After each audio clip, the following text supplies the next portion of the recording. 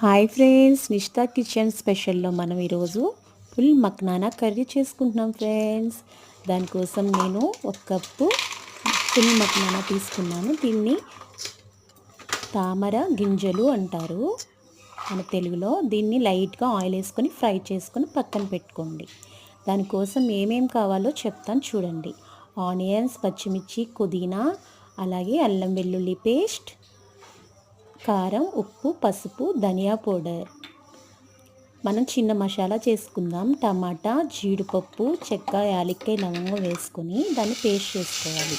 మనం పెనం పెట్టుకొని దాంట్లో ఆనియన్స్, పచ్చిమిర్చి, సాజీరా, బిర్యానీ ఆకు, దాల్చిన చెక్క వేసుకొని చక్కగా ఫ్రై చేసుకోవాలి. మనకి ఫ్రై బాగా దగ్గరికి అవ్వేలాగా చేసుకోవాలి. ఆనియన్స్ బాగా వేగాలి. దాంట్లో మనం సాల్ట్ అలాగే పసుపు వేసుకొని బాగా దగ్గరికి వేసుకోవాలి. ఈ ఫుల్ మక్నానా మసాలా కర్రీ చాలా బాగుంటుంది ఫ్రెండ్స్. మనం దేంట్లో అంటే చపాతీలోని, రైస్లోకి చాలా బాగుంటుంది. చూసారా, దగ్గరికి ఇలా వేగింది కదా. ఈ స్టేజ్లో మనం దాంట్లోని మనం పేస్ట్ చేసుకున్నాం కదా, టమాటా, జీడిపప్పు, కాజు పేస్ట్, ఆ పేస్ట్ వేసి బాగా దగ్గరికి వేపుకుందాం. ఇందులో మనం ఇప్పుడు కారం, అలాగే మనం టేస్ట్ తగ్గ వేసుకోండి. అలాగే అల్లం వెల్లుల్లి పేస్ట్ వేసుకొని బాగా కలుపుకోవాలి. పుదీనా, కొత్తిమీర కూడా వేసుకొని బాగా కలుపుకోండి ఫ్రెండ్స్. బాగా దగ్గరికి అయిన తర్వాత చూసారా ఆయిల్ ఎలా పైకి వచ్చిందో.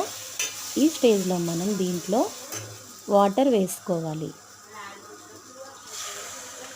వాటర్ వేసారు కదా, వాటర్ వేసిన తర్వాత దాన్ని బాగా కలుపుకొని మనం ఒక ఇంగ్రీడియంట్ మర్చిపోయాం ఫ్రెండ్స్. అదేంటో చెప్తాను చూడండి.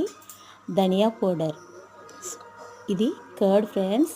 నిజంగా దీనికి మంచి టేస్ట్ని ఇస్తుంది. ఈ కర్డ్ నేను చెప్పలేదు, కానీ వేసుకోండి. ఇష్టమైతే వేసుకోండి, లేకపోతే స్కిప్ చేసేయండి. కర్డ్ వేసుకున్న తర్వాత అందులో ధనియా పౌడర్ వేసుకోవాలి.